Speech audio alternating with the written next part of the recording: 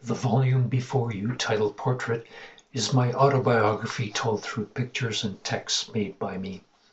Its narrative style blends defining moments and impressions from my life with portraits of others and myself. As I leaf through its pages, I'll provide some information on its genesis.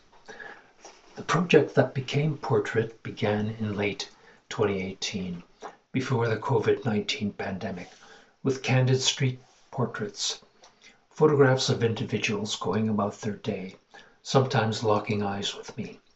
They are strangers. Most often they didn't acknowledge me, and if they did, they may not have known I was making a photograph of them.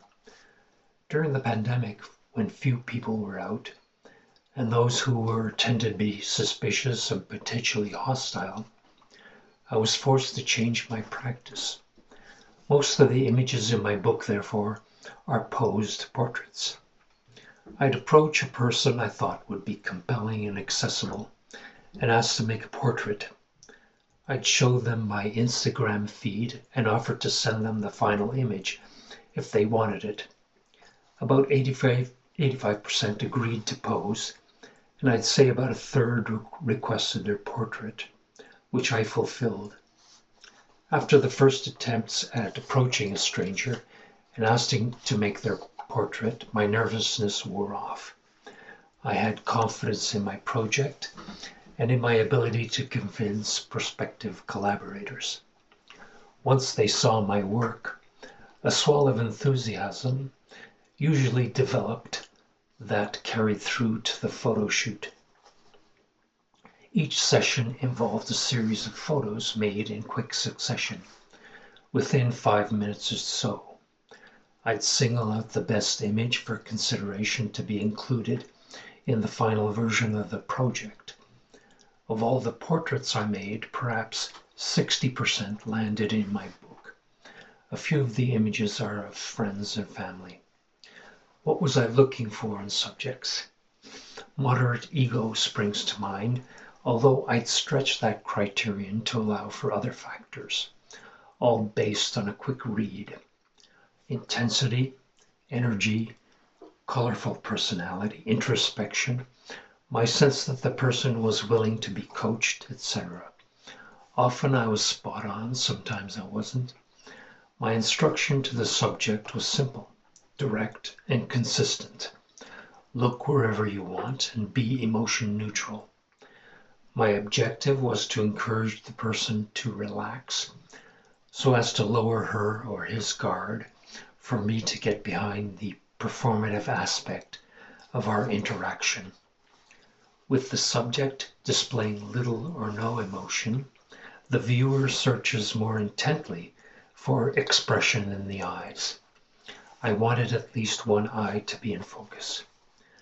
To that end, I can say that people fascinate me in their outward appearance. They test the bounds of ordinariness. Inwardly, their need to connect with others, especially when they spurn them, can be said to feature as an illness in reverse, against which I pose the question of portraiture and autobiography. Does the gaze pointed at someone else and at the self register as historical record-keeping, or is it the height of vanity and conceit? By the same token, is a snapshot taken on the road to self-actualization as elusive as how powerful each of us can be? My demeanor with potential collaborators may be said to emphasize a calming intimacy undertaken for mutual psychological understanding. Given all that, if this work conveys anything more about its subjects than the generation of will and creative power, of confidence and energy, then it's the projection of a sense of permanence, within which it proposes, in its modest way, to attempt the delicate separation of illusion from the individual psyche, particularly my own. In this work, anomalies, aberrations, artifacts, abstractions, and distortions are used for expressive effect. not so much obscuring truth and identity as drawing attention to their transience and obscurity.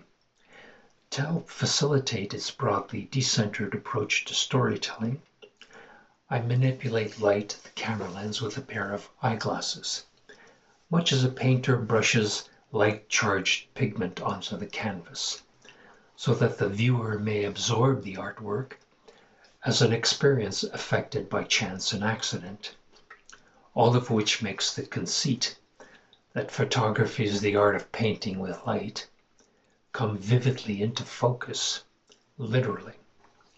In consequence, the work proposes to see photography as an insightful language of visual art, where the dispersion of light, as thing in itself, is the primary outward subject matter, subjugating the illumination of people and things depicted in discrete moments of time. At the locus of penetrative seeing, therefore, where images strive to capture with precision the very imprecision of sight, abstraction liberates elements buried within the image and the text. These would be flatness, the frame, the element of time, focus, optics, light, color, emotion, power, and narrative. Their exhumations mediated by the image maker and the image consumer. As for the portraits, the vast majority were made in Kensington Market. The neighborhood is, in my opinion, Toronto's best location for street photography, due to the variety of individuals passing through the area, its colorful shops and laneways, and the unique mix of behaviors encountered there. I thought the collection should be representative of the demographic flowing through the market. Portraits from New York, from various locations, and London, in Soho and Brick Lane, also made the cut. Early on in my photography practice, I determined that the physical book was the ideal medium for my work. I understood that original images and literature complementing each other could be integrated in a complete expression that justified the purpose of the work. In time, I assumed responsibility for designing the book as well as editing its text. As the project progressed, I settled on the layout best suited to my purpose, a landscape orientation with 3 conflicting elements aligned on each page: an original street portrait, all photographs are made by me, above an original caption or aphorism, a thought on the subject of that chapter's title, above an original 3-line text, creative prose driven by poetry, ideas, memories, and found writing. In total, there are 476 texts, captions, and photographs in the work. The number of words is approximately 26,000. Once the pictures and texts were finalized, formatting could begin.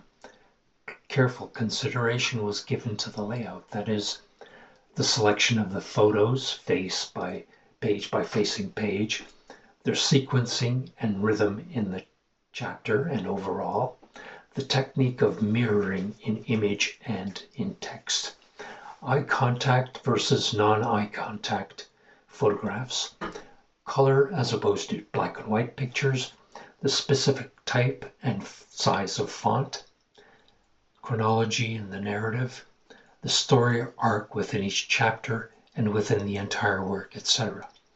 Decisions regarding book production are mine, made in coordination with Bob Tursak, CEO of Brilliant Graphics, arguably the foremost fine art book publisher in North America.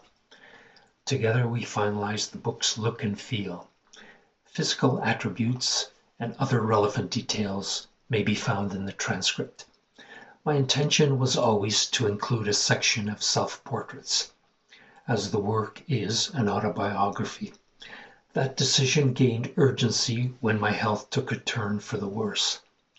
In the work, I present myself before and after my health crisis. and the texts and pictures in that last section usher in my 71st year and bring the project to a close. Photography is difficult. It's said that street photography is 99% failure.